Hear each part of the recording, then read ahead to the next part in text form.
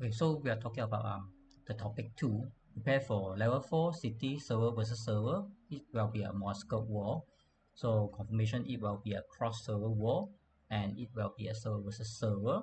And I put the versus on mean some is like cross server war and server versus server. There is difference.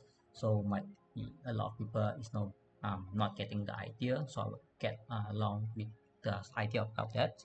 So it will be S1 until S10. I mean server 1 until server 10 only. So I will take a little bit explanation from my guess. I think this is just a guess. It's no any official information yet. But from my guess, I'm pretty sure that it's supposed to be S1 until S10 only.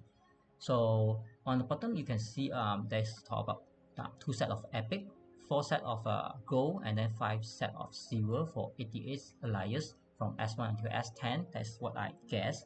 So I will talk about it later. I just try to explain what is a cross server war and server versus server.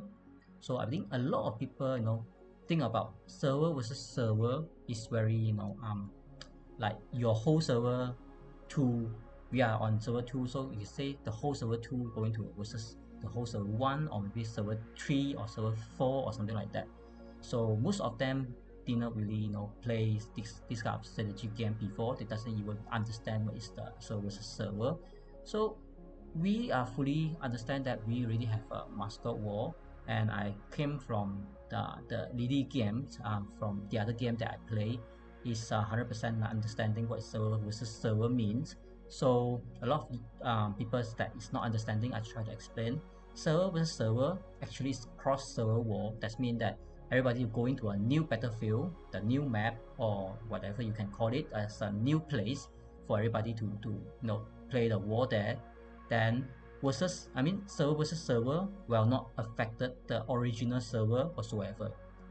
That's the main concept. That means whatsoever that is called server versus server event, it will only be a new world, and all of the different server player will join to the new world together with a one map, and then to be a cross server war.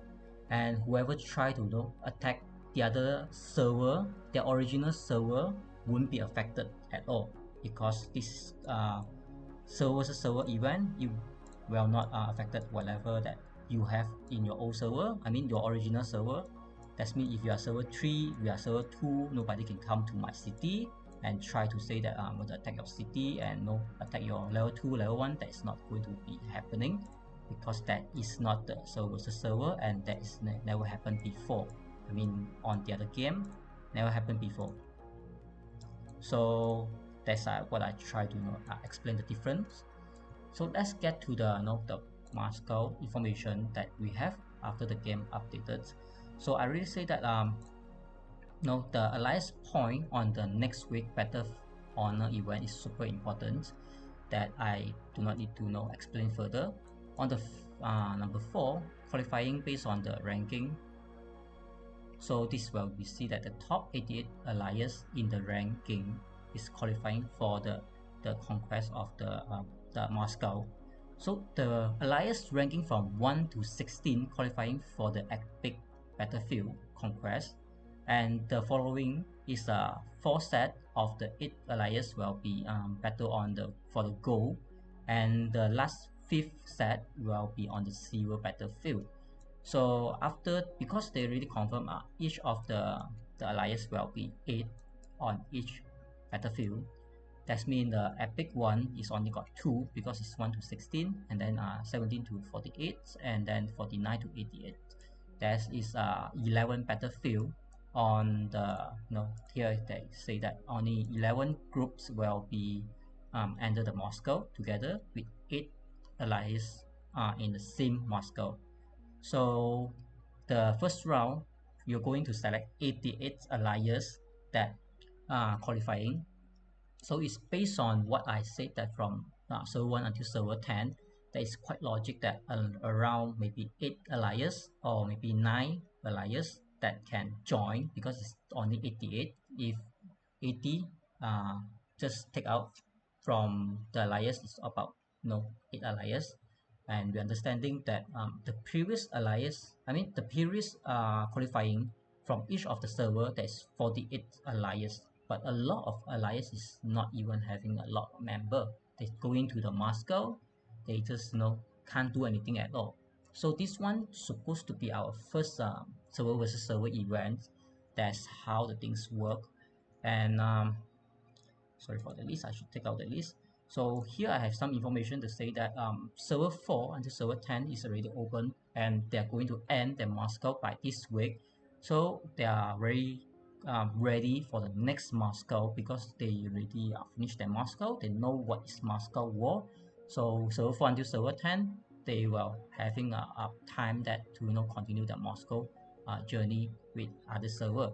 So this one is the previous, I mean, before the update of the 3.0, they released the information on what will be on the Conquest for the server versus server information. So I just do some highlight the crossover matching. They try to match up people power. That means if your alliance is about 5 million or 6 million, you are getting some almost the same power range. That's to be a fair fight. Let's say we have a 10 billions now in our alliance, we should have someone about, I mean, some alliance about 10, 11, or maybe 9 or 8, around 1 or 2 billions, no gap. So to be fair to the same server versus server event. So you will see that the second one is mentioning that server, well, they knowing each other, even that the Moscow is started once we have a pre-selection qualifying round. So we'll be very sure that who will be going to our Moscow and who will not. That means you can start your work, try to communicate with other server, but might be work, might be not work. And the last one, on the fifth one, I want to say that is the 10 new server will be added to the Conquest. That is something that tell you new server is something like maybe the previous one from server 1 to 4 already finished. Now we are having server 4 until server 10. They are inside the Moscow now. So 10 new server means that maybe server 11 until server 20. That's what I'm thinking about from before the 3.0 update. But now I'm looking at the the Moscow confirmation that is only 88 alliance. Then I also check on the the server 11 until server 20. Let's say the last server is server 20. They not even finish their level 2 or level 3 city yet, because that's the reason I believe that it's only server 1 until server 10 will be joining the first Moscow server versus server event. That's how I'm going to say this, and hopefully my information is correct. So the second thing that you should prepare for the server versus server event is that you need to max out your alliance research, buff, membership, and the lockdown city. Why is so important? Because everybody know that alliance there's no research. You can have a military one is the most important. You should max them out, so that you will enjoy all the the extra firepower, and your troop will be more tankier with them more buff. That's what you should do. If you doesn't have a max alliance, then you try to do it now. And that's membership is also very important, because the more member you have, that means the more people are going to fight on the battlefield. Is the last one, then you versus somebody, you might have have trouble that supporting the battlefield. And a lockdown city, that means something like you have a lockdown city, so you do not really need to worry about once you leave your city and go to the Moscow. You can concentrate there. When somebody try to attack your level 2 or level 3 city, you can come back from Moscow. But if you have a lockdown one, you will be save a lot of hassle from there and the trouble as well. So I just want to say about the title. You need to prepare title for your fighter, and sub alliance work. I just need to show you how it means. So we have a totally locked out city on our level 3 city, and this city that actually we are using the sub alliance to capture the title. And however, we try to use it to all of our member, and that is how we try to having more title for our alliance instead of just limited us with 5cc built on 5 city only, but actually we can get more of that instead of just limiting yourself. So you should try to work it out to get more title for your fighter and your member as well. So move out to the other item is team up with other server might not work. The problem is that is like there is a qualifying round, so you try to team up with somebody, then he might even qualifying, or he might not even entering to the same Moscow you're going to enter. So it's totally no conflict and no benefit at all, and doesn't even know whether you will meet him or not. So that is a hassle that you should aware, because it's random by now and power matching, and by the next week on the battle on the event point, so you should win it. But if you already have somebody on other server, you say that you want to work with them, but if they doesn't even go into your Moscow, then how did they help you and how did you help them as well? So that's one of the problem.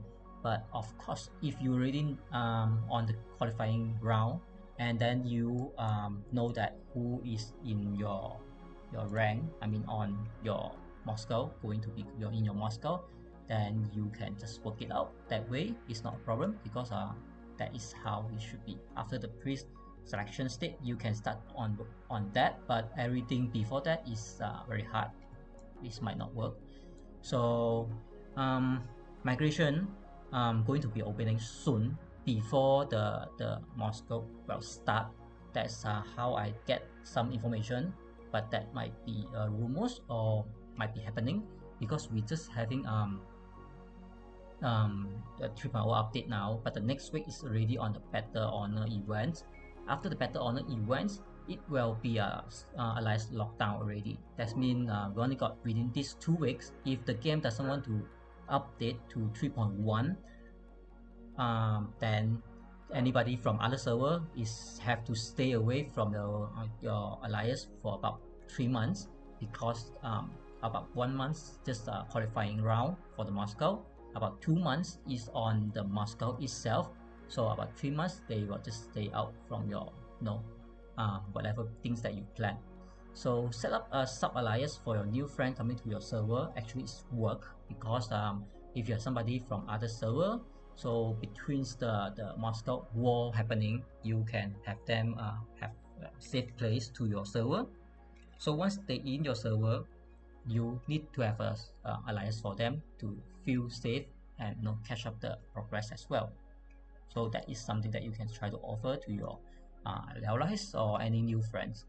So this one is like last Moscow, but not the same, because this Battle Honor event, I think I talked that a lot of times already. You have to be very aware, because our last Moscow point is based on something funny. They totally mess up the date. That is not going to ask you to do research or do building upgrade, but they just ask you to accumulate the point.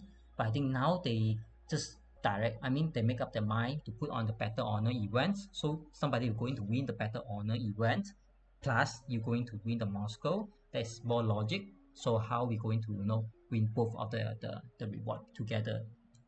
I think that is very good. So the last one is very important. Alliance will be locked again, so you should be 100% and 200% to be confirmed. All of your members should get into your alliance, and not to hanky panky and get out here and there. Once your alliance doesn't have a space for them to join back, or once your alliance is locked down, they are locked out away about 3 months. And then spy issue, that is one of the problem, that someone locked inside your alliance. When you inside your Moscow, that fella just try to burn any of your allies, or try to burn any of your villagers on your level 1, level 2, or level 3. That give you a hard times to fix thing. So you can use a peace trick, so to try to protect all your builder alliance next to it. That is one of the way that you try to prevent something happening bad. That's how I should talk about the topic 2. So I talk about topic 3. So this is the new setup on the 3.0. A lot of people will start asking me what setup is good, what setup should they looking for, and I think I should really do a new um, video just to tell everybody what they should build up for the setup. So let's get into it. So I will say, okay, the first one is quite interesting that everybody already know before the update, and now it's really already inside the update. So the new 3.0, all of the tank receive a huge buff for their firepower and HP of 30% plus 15% from the barrack update. So I will just show you the barrack one. So that's the thing that I want to show. The 30% is already effective after the updates, but the barrack one, you need to upgrade your barrack until the last level 33, then you will gain the firepower, and 27 gain the HP 15%, and on the lower level you will gain based on that level as well. So this is how you should be careful. If you did not have all of the barrack maxed out, you should very careful which troop that you should put to gain the maximize potential they have, to have a maximum HP for your tank, or have maximum firepower for your artillery or any damage dealer. So that is the first thing I want to talk about for this topic. The second one is the fighter team be prepared. That means we're going to have a big fight in the Moscow. Any fight without the Moscow, outside the Moscow, is not very hassle because we already understanding how the battle going. But this is a 3.0, is a new one, and Moscow, we know that you will have a limitation that you can't airlift. You have to be walk with your base and the truck. That's the point. That's why I just make it up here. You need to have a 3 team. The first team is the tank team, aka the escort team, need to protect the truck. Your base truck is moving in your level 4 city, the Moscow, and this tank team, they have to be always try to protect anyone try to move around the map, because using artillery move on the map is very slow, and a lot of time will be picked up by the enemy. Let's say they're using a light tank or they're using a medium tank to pick up your artillery, then you will have a lot the loss. This is the team, that aka the escort team. You must do your job to protect everybody, try to move around their base and try to support the battle ground and the wall. If you're not doing your job, then everybody will have a hard time to move around. Everybody will just have a limited action they can do. So after the escort our team to the battlefield, then the siege team, aka the B2B or the swarm team, you should do your things to siege down your enemy base and swarm the enemy with the snowball.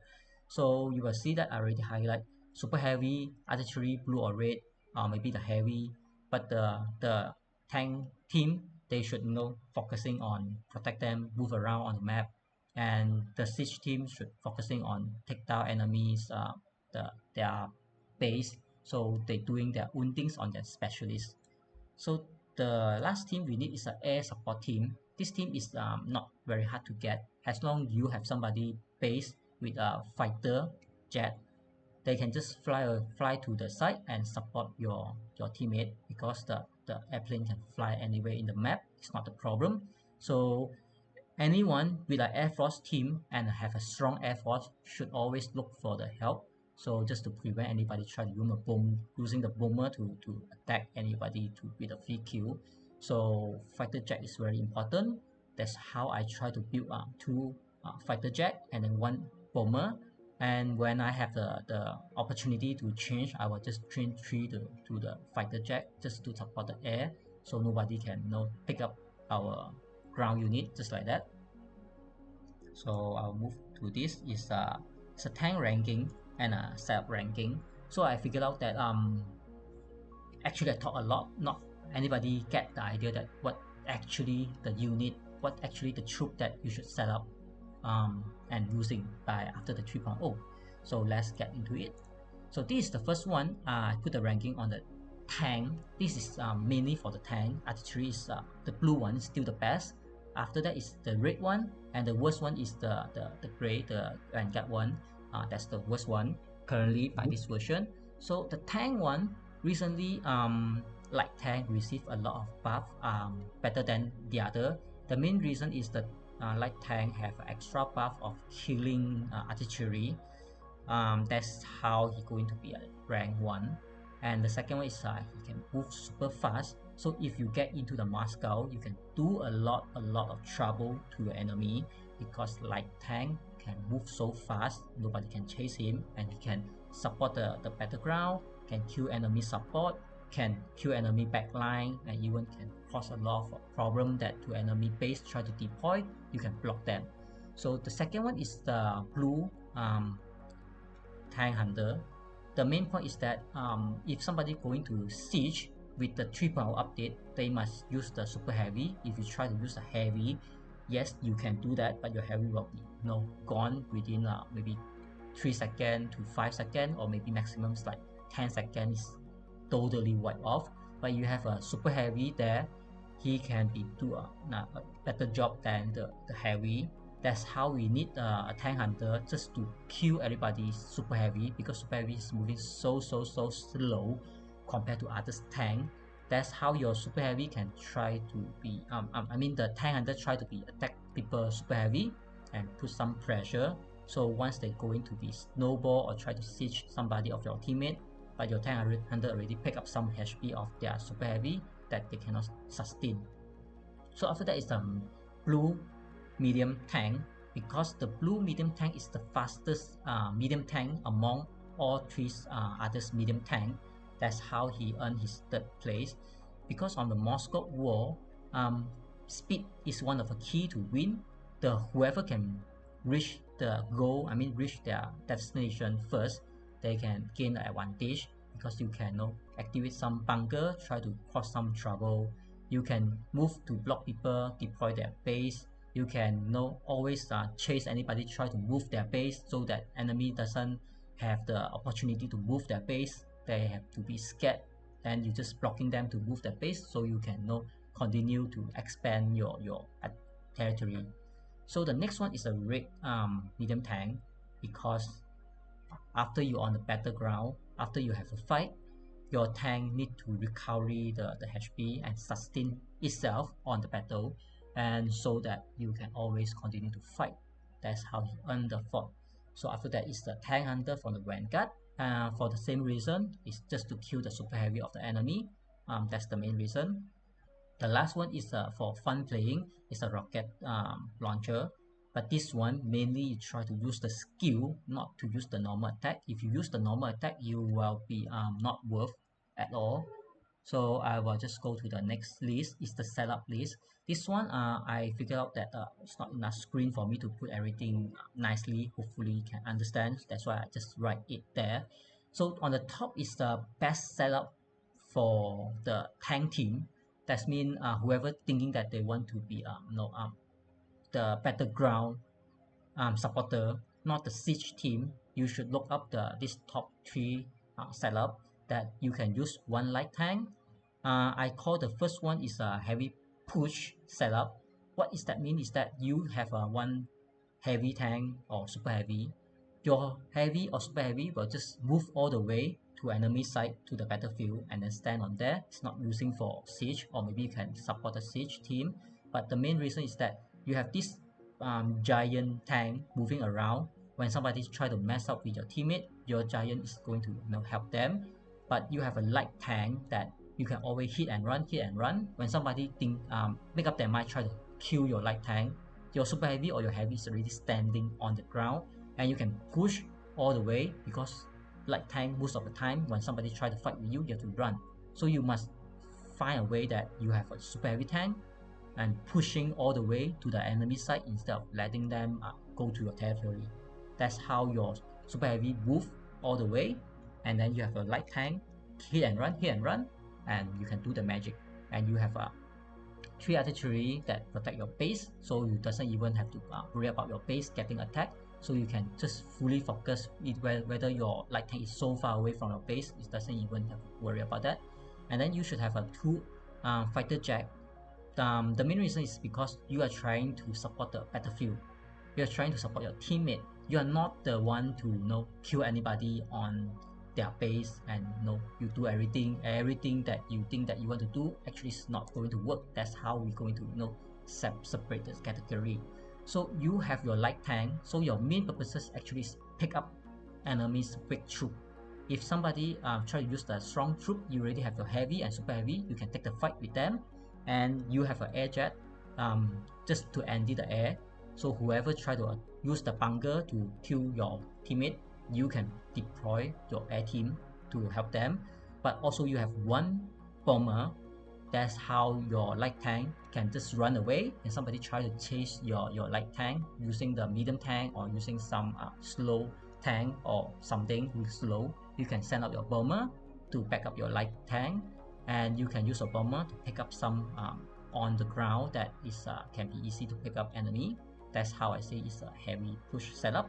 So I also write how to use that, and that's how I also try to explain. So the second one is face-to-face tank team setup. That means that you do not need to run away. If you see the enemy, you can stand there, fight them, and let them know you are standing super strong. You do not want to step back because you are the one that you are the warrior. So the setup is 2 medium or 1 medium and 1 tank under, but medium is the key, so we try to have a 2 medium or 1 medium and 1 tank under. And then you must not using the super heavy, you must use the heavy tank, because the super heavy is so slower than the heavy tank. That's how you cannot keep on the sustain. I mean, kind of sustain what you try to be face to face to fight people. If you have a heavy, you always use the heavy to attack people, artillery or their damage dealer, and your medium tank or your tank hunter try to move away to let people focusing on your heavy. So let's say if somebody have a full set of super heavy and some artillery try to attack you, so what you have to do is try to put your medium tank and your tank hunter on the behind, let your super heavy let your heavy to take the damage. So once your heavy with enemy super heavy is fighting, your tank hunter try to kill enemy super heavy, and your medium go to the behind, kill the artillery. So once the enemy saw that you're standing so strong, retreat is one of his option. So you have 2 artillery defending your base, so your 3 troop can safely go out to support the battleground. And you should have 1 fighter and 2 bomber, because you want to be fight on the ground face to face, so you must have more bomber, but it's better to support your medium, your super heavy, or your heavy. That's how you should face to face. Always see any enemy, you can kill them because you have bomber. You have heavy that can move faster. Once you retreat your heavy, you can use up your medium and tank under, try to chase and run. Everybody cannot catch up to your speed. That's how you can face to face setup team. So the last one is a backline killer setup, that is mainly for you to kill the weak one and the backline, and whoever try to reinforce their troop. That's what you should do to make them feel that so troublesome to do that. Is the light tank plus medium and plus 3 artillery. So you do not need to have something heavy or super heavy, because siege is not your option and that is not your job. You just have to do your things that you have 3 bomber. So you see opportunity, somebody already move out, they have a mistake, they move out away from their base, then you have to use your bomber, you have to use the medium, you have to use the light tank to chase them down. Once you notice anything on the map that you can kill, you just go for it to kill them, but you never take a fight, because you want to put a pressure to them to make them not going to out of position. Most of the time you teach them a lesson. If they're out of position, the punishment is you will be teaching them a lesson with the punishment. So this 3 setup I hopefully help some tank team player that they know what they should set up and how should they set up, you know. So let's go to the siege team. The siege team, king of the land setup, this one is the best, I think, until now still the best. But 3 fighter jet might be, some people, you know, complain that why he doesn't want to use a bomber, this and that. So I will just explain a little bit more. First one is the the Airforce. I already mentioned a lot of time, nobody going to have a 200 level Airforce.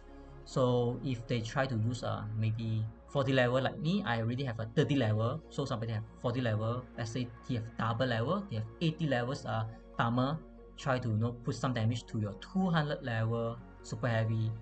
I think that is not even doing anything at all. Like a Raven, you know, with level 10 or level 20 or level 30 try to attack your super heavy, is like nothing seriously threat to you. That's why you need to have an air jet to support the airplane. So whoever try to use the bomber, try to use their air force reinforcement, you try to kill the air, because your super heavy and your 4 set of artillery is the king of the land, so nobody can kill you on the ground. So why you need another plane to help you on the ground? Because you're really winning on the ground, you know. That is how we used to fight. So you already understanding the situation, you should know that you need is fighter jet just to kill the air, so not going to let them make some annoying, some trouble to you. Once you conquer the air, your king of the land with 4 artillery standing there is super strong. Okay, so move to the second setup, is the king walking setup. That means you just push all the way, because you already have 1 medium, and then you have super heavy. So you should have 2 artillery defending your base, and then 1 artillery, 1 medium, and then 1 super heavy move on the battleground, try to siege somebody.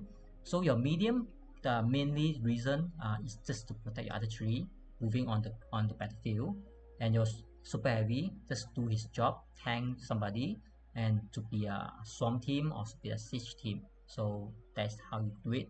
So if somebody try to use a light tank, try to chase down your artillery, your medium is there, they can't do the magic.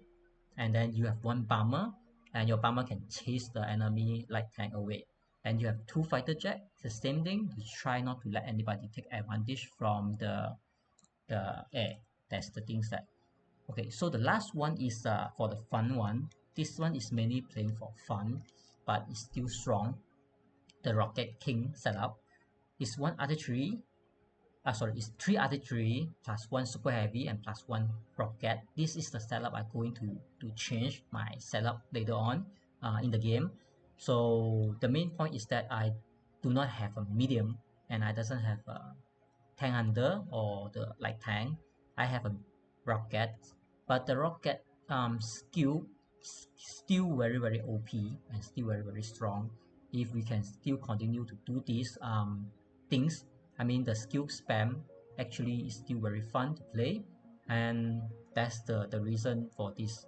Okay, so think I've finished the list number 3. I'm going to have list number 4.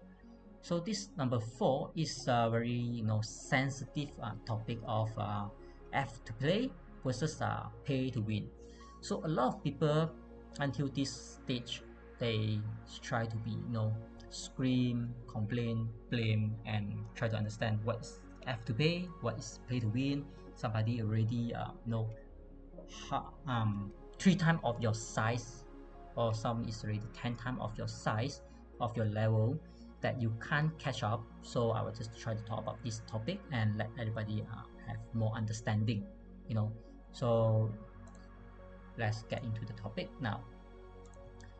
So the first one I want to talk about, okay, is let's see, all right, until here. So 4A example of pay to win is having a fast lane to the end of the max out everything. Let's say a research, 200 troop, 200 level troop, and 7.2 max out everything, you know. So that is the comparison of pay to win to a normal player. So I will just say that now I'm almost like 56 0.5 million power, and we already having someone is on, let's say by today world ranking, let's say 3 god.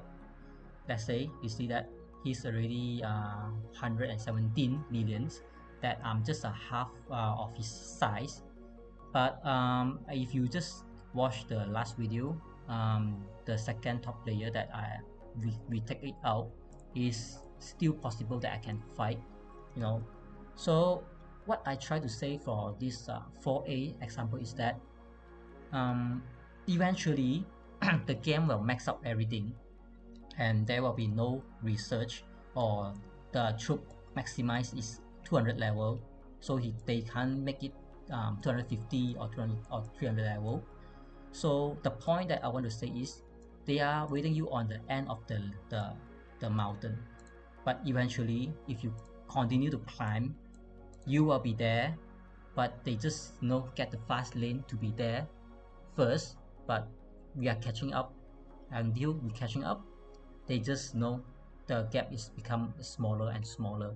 So that is not a very big problem that we are looking at now. And then I will talk about it more further with the further topic. But I need to get these resources, because today is Monday. I try to collect the resources. Okay, so the second one is a P4. This one is actually what I continue to say is very true. Without a good alliance or a teammate, he alone might be super strong, but there is none, no one can survive a swamp.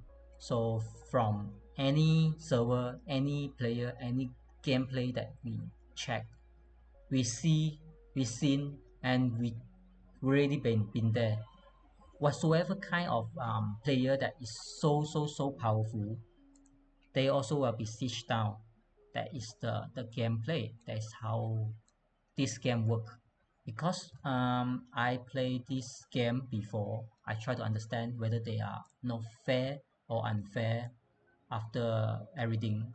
And I found out that actually, if somebody having 100 million power, if you have, let's say, 5 person that have 30 million power, and 5 of you willing to sacrifice your troop to trade him, just a normal battle concern, that you using 5 people doesn't spend a money, whatsoever money, to kill someone, spend a lot in the game, and you will reach the same goal to kill him. But a lot of people doesn't even understand. They're just thinking about, okay, I never spend $1, but I want to kill somebody who spent $1,000 in a game.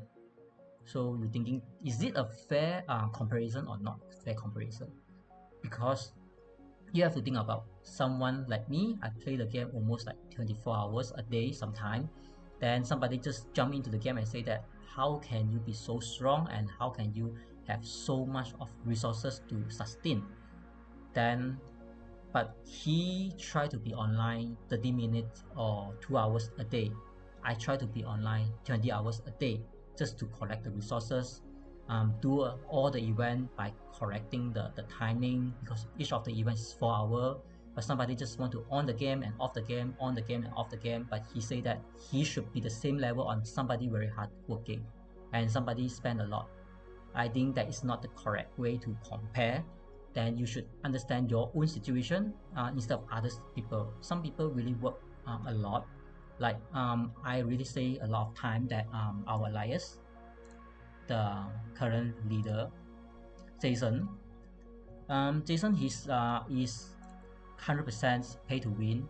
Sorry, he's 100% have to play member, that he got rejected to join XYT from the beginning. So from the beginning, he tried to ask to be joined, and I'm the one that purposely reject him, because I say that your power is not up to the standard. Not up to the requirement to join XYT at that moment. So he also very upset and fed up that he can't join the best alliance on that time. But now he is our leader, and he doesn't even have the guidance of truth, because that list of the officer that you have to purchase. He doesn't have that, and a lot of purchase thing that he also doesn't have that. As you see how his profile border doesn't have a lot of like summer event or the Mother's Day, Father's Day, or the Christmas thing. He doesn't have that because he doesn't purchase anything. But now he is our leader, and he's 46.4 million power, and he's just a 10 million gap between me and him. You see that? If you are really hardworking person, that's how he earned his place to be the new leader of the XYT, because he's worked harder than anybody in XYT, and he understanding what he needs to be done to earn his respect, earn his everything that he need in the game. And he not only doing by the game, he also contribute outside of the game as well. So somebody try to work very very hard, they will get their payoff. That is compared to somebody say that they should be having the same advantage of someone work very hard but you try to be online like 3 hours, or maybe you say that you're online 8 hours a day is already considered working. You think that you are doing a very good job. Of course you are not, because somebody's already online 24 hours a day and trying to do even more. Like me, I do videos, I try to do all the events, I try to to do everything correctly, manage the management. I try to foresee everything and try to do everything, but alone can't do a lot of things. That's how we should have somebody to help us out. And how I try to step down from the R5 because I'm also overwhelming of my what I did before until now. So but I just want to share that sometimes hard working is pay off, sometimes might not. But if you never try to do that, you cannot just compare yourself to somebody's have a lot of contribution, somebody try to be working very hard. So you can see that. So I just move on the things that, yeah, this is the about the skill, because sometimes you are not putting any money to the game. You're thinking somebody just put the money to the game, they can win automatically. But no, if you doesn't even know what you're going to build, like you doesn't even know what is setup, what is troop, what is like a buff, what is title, and you doesn't even know on territory you will gain advantage or not, then you're putting money inside and you have no idea what your troop can do, what the skill, how to set up your officer. Everything is come to a skill knowledge that you should set up everything in proper. So if you just say that anybody can use the highest level people account, of course you can do a difference. But do you think you not need a skill to win, because you were just alone? And let's say we have a skill player, we try to swarm you, what you should do, you know so that is the comparison of this is a skill game, not purely just put money, just press a button with attack, then your troop will just attack just like that, then you will win. But what did you win? You not even have a territory, you not even have your alliance to the conquer the city. So you might kill one two or two alliance or the player whatsoever, but it's not considered you're going to win. You're going to bully some people because you alone can't do much.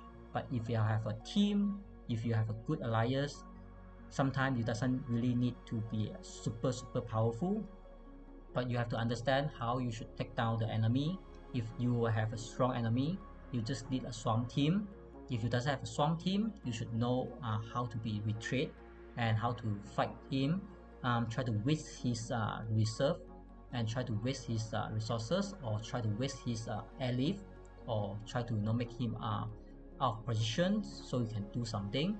But instead of try to complain somebody have a strong account, you have a weak account, so you should try to work out on play smart and try to do some contribution. When your team coming in, the team, I mean your teammate or your allies saw that you did a lot to waste the pay to win players his airlift, so the pay to win cannot have airlift, so you can build the your alliance territory on the other side.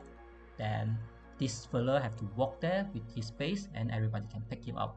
So wasting somebody city pass, airlift, wasting their reserve, everything is in the strategy, and you needed skill to do that, to um, look, make somebody to fight you and waste their resources.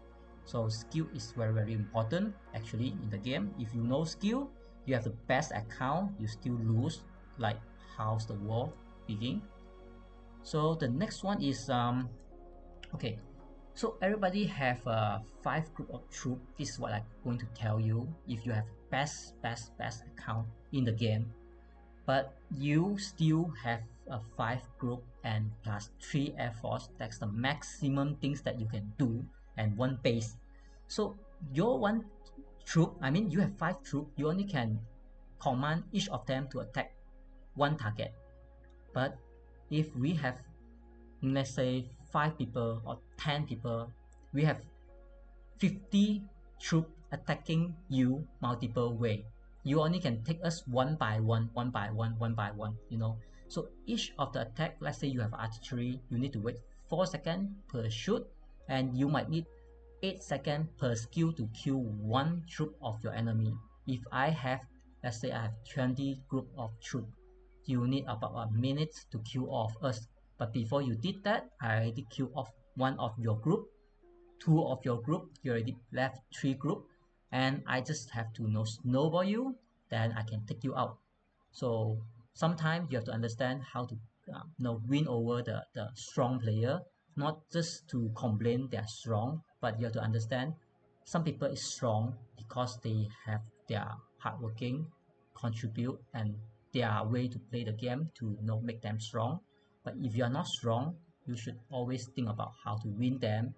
If you winning them, you beat them, they will respect you because you are a skillful player instead of just complain. That's how you should always try to learn the skill 1 or 2.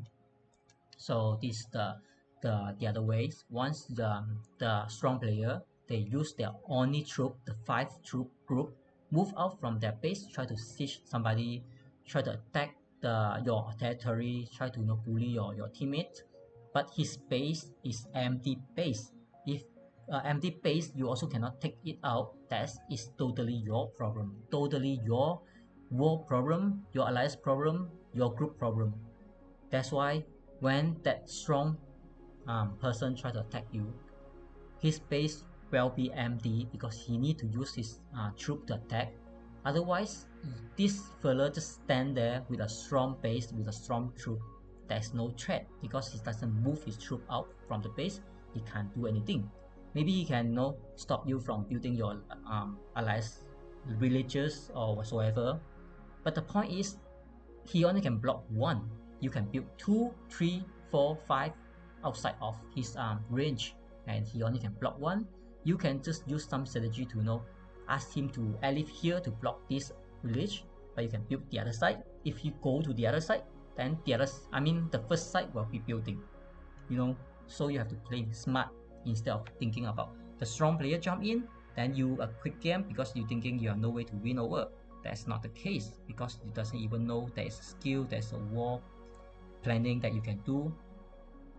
So this one I think is the longer one. Yeah, okay. So until here.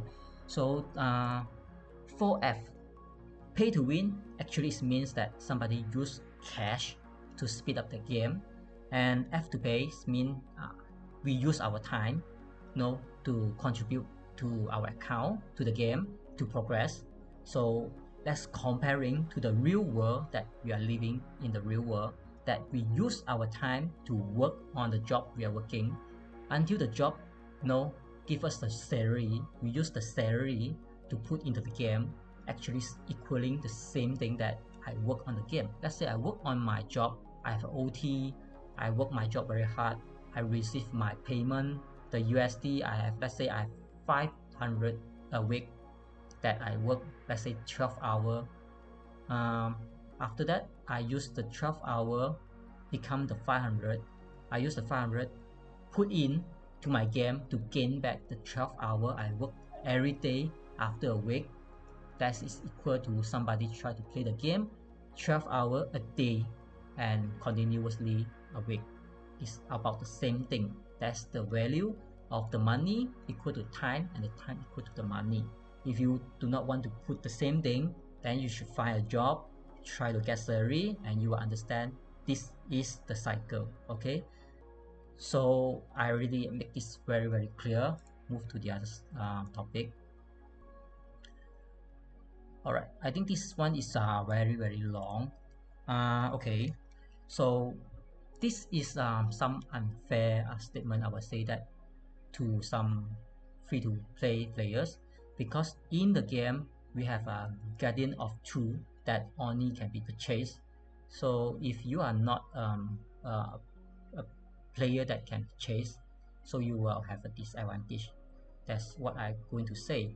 So, but only pay to win to have is the idea. What I want to say is that, do you understand how the game can be free to everybody? I mean, if you are 100% never put any money, not even a cent, not even a dollar to this game you're playing, then do you ever wondering how the game can sustain and how the game can keep on updating, and you complain their server is so slow, the chat is not working, the game is so lagging, and you're not even understanding this is a business model on the real world.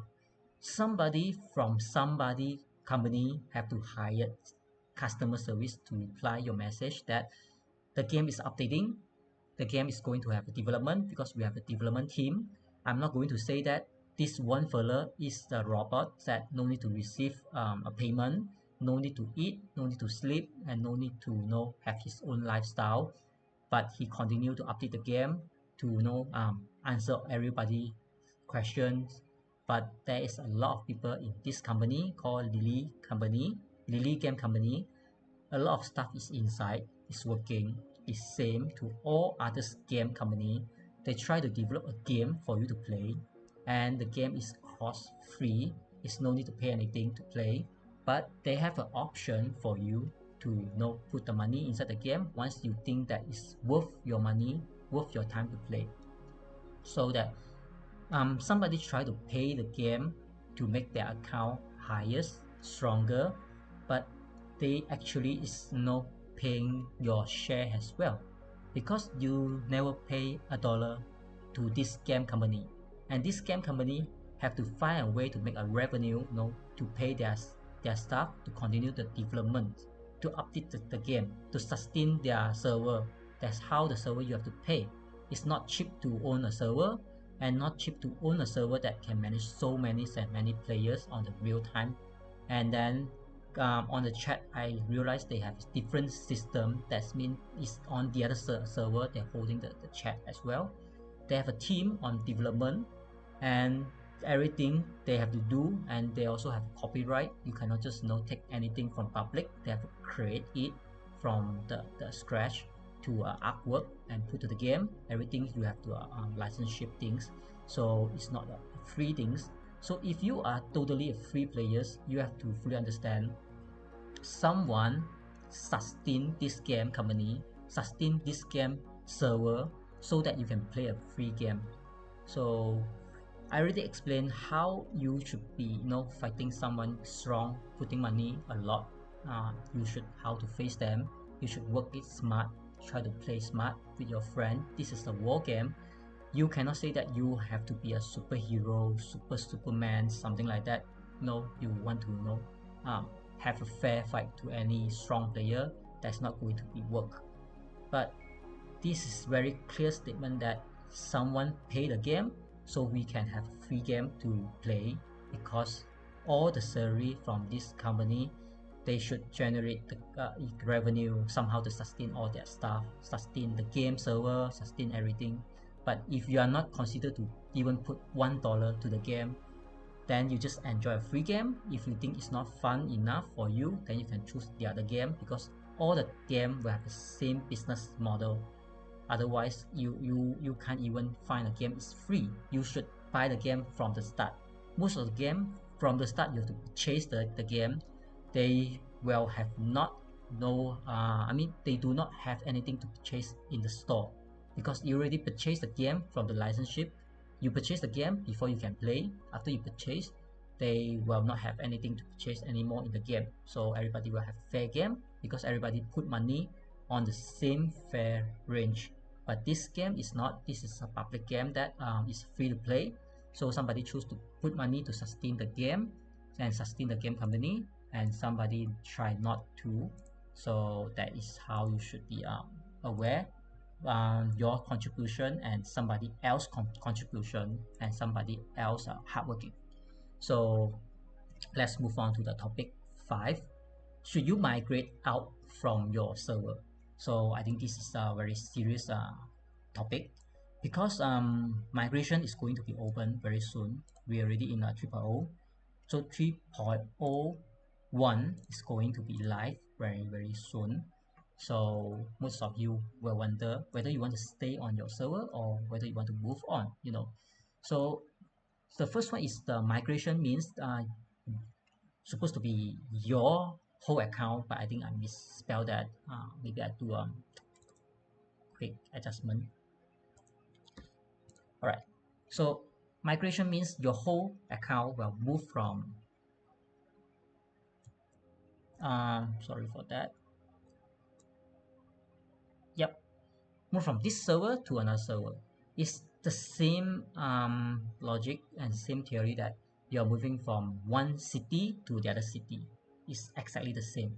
But the problem is if you try to move from server 2, let's say I'm from server 2, move to server 3, then I can't just use a city pass to move back to server 2 because I play this Lilith game on the other game I play them. I know server migration mostly you need to pay cash to have that item to teleport to have a migration, and it's not a cheap things to do because it's supposed to be a fair things to have somebody trying to migrate. Everybody try to do the trick from the old server. They go to the new server and kill anybody not even have a max level yet.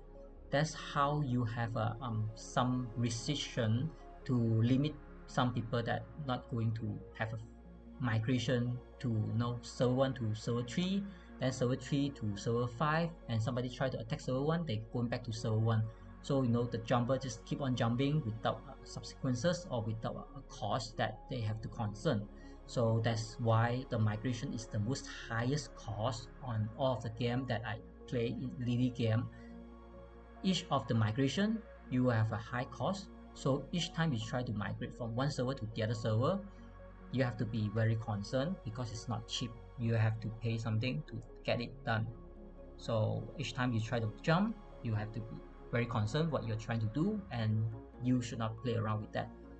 So yeah, the 5B is talking about no, you can't migrate your alliance. That's true because all the game work the same way. You are migrating your own account, but your alliance will stay behind to the same server that you have.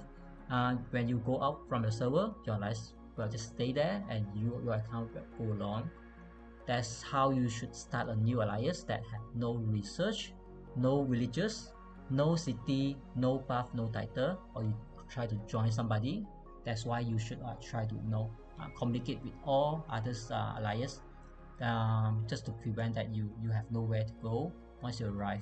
So losing on your server might be ideal to migrate to another server, but before you do that, please contact the new server alliance to make sure that you join them after your arrival. That is how I already say on the previous one. If you doesn't found a good alliance to migrate, you better try to work it out before you randomly migrate, then you regret your mistake. So this is what you should do. So all right, so this one is last one. 5D, the migration logic is from the Lilith game that I have played. This is how AOC is out of Conquest. I played that 2 to 3 years, and ROK is Rise of Kingdom. I played that about 1 year plus. Work the same way too, so that the max level cannot to any new server. Example, let's say I'm from server 2. My server is more than 300 days already. So everybody is welcome to migrate to my server because my server is old enough to receive any max level people try to invade us, try to attack us, or try to do some plan whatsoever. They are welcome here. We are max level. We should welcome anybody to come. And even though they try to attack us or be our friend, it's not a problem because we think that is a fair play. But if someone server, let's say the server of 23 or server 24 is not even 100 days old yet, then they not even have someone have level 33 max out 200 level troop yet, but someone try to migrate there and then he can be the king of that server, and that is totally unfair because we have 300 days apart, then it's not going to work like that. So the server will have a limitation. Any server should be old enough for anybody to go in, but if you are go out, your server might have let's say 30 to 100 days. Your server is old enough for you to migrate out, but it's not migrate in. So migrate in and migrate out, there is a limitation. You should always be careful that what you're trying to plan on your server. So this is the topic. I think this is the last topic of this video, and I'm very sorry for the very long video back, but I think a lot of information is very valuable that maybe to you, but for me it's super valuable. So the last topic is number 6, the Warpath Future. So this is talk about the future of this game that everybody's playing. Somebody's already invested a lot of time, a lot of investment, that we think we love the game.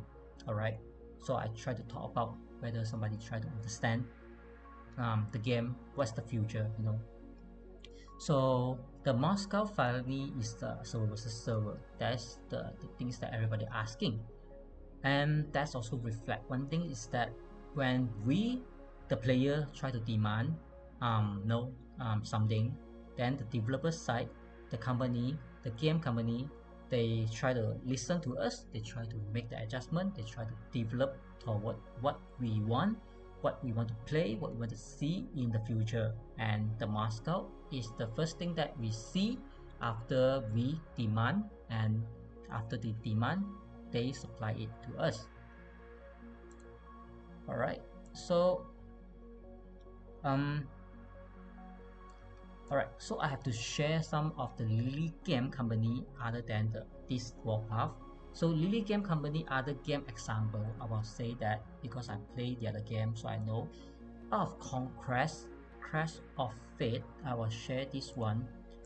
So I have to give a credit to this the creator. I take this screenshot from the YouTube, OGC Gaming. So I have to scream out to him and shout out to his name because this is his YouTube. I do not want to get somebody just blank them out, but I give them credit because I take his artwork. So this Out of Conquest game, another game from Lily company that you are playing, the same company playing in the Warpath game. So they have 3 strategy game on the Lily company. We are playing one of them. The most latest game, Warpath is the most latest product game they launched about last year until this year. So the Out of Conquest is almost the oldest strategy game that in Lily game. That is also how I come across to know Lily game company because I played Out of Conquest about 2 to 3 years. That is so addictive. I so like and love the game so much until my clan got totally destroyed by other clan. That's the clan that they're working in of Conquest. In Warpath, we call it Alliance. Actually, it's the same thing. So this is an event that about server versus server. But instead of they putting 8 alliance to fight together, this is one-on-one. So we have an order side, the yellow one, and we have a cross side on the purple side. So both side of them will fight. So but they have a limitation. Each time your clan have 30 member can join the fight to the other server. So you have to choose your strongest fighter, but not only choose them to be a strongest fighter, but they also have to be online on that exactly that time to fight. I think the fight is take about maybe I forgot how long. It's about 1 to 2 hours. Then it will be finished. But if you are not online on that time, then you will be out. Then your leader or your management have to swap you to someone who's online. But of course, whoever join in the war will get more rewards than whoever's on the clan outside, because your clan winning, the whole clan member will get the reward. That's how you want to win, and you will cheer for your alliance, I mean your clan to win, because if they win, the whole alliance, I mean the whole clan will get the extra reward. So this is one-on-one server versus server. I mean this alliance versus alliance in the Conquest is this server versus the other server clan. So it's one-on-one. It's not any others clan join them. But let's look to the other event. It's Hour of Conquest Dread. So I will take this one. So this is the similar event to our Moscow. They have six kingdom. They call it kingdom. We call it alliance. I mean call it server. They call it the kingdom. They have six kingdom to fight among from their own land and then spread out to the middle side. So there's one thing good, that is your own kingdom land. You can see the pieces is separated. So your own kingdom will have enough time to capture all your land before others kingdom can reach to your land. But after the timeline is reached, other kingdom might go into your land. But the middle side is the main object. Like the Moscow, everybody try to advance and try to go to the middle side to capture the object, something like that. So this is how Lilith already, I mean the Lilith game company already have an idea how to do the servers versus server and how I play them before. I know servers versus servers is the concept of one server you have a lot of alliance, and one of the alliance or two of the alliance will join in a new battleground and you fight on the other server alliance. That's the server versus server I explained earlier. So let's look at another game example. Rise of Kingdom of Osiris. I think this is very famous. If anybody play the Conquest, Rise of Kingdom, they know this event because this is almost the same like the Conquest is one-on-one. So you will have your super soldier to join the war, and the same thing, they have their base from their starting point. What they have to do is send their army to the middle side, try to capture the building, try to capture the whatsoever object, and try to kill enemy. So but before you send them, you must have strategy, not just put them out and see that you will get everything, because enemy will do the same thing. That's why you need to have your strong group and your war planner to plan which tower to take first, which building to take first.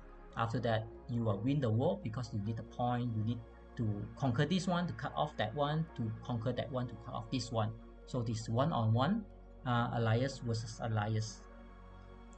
So let's move on to this one. Is quite a famous one. If you play Rise of Kingdom, the Lost World, everybody is very exciting when the Lost World come out that time.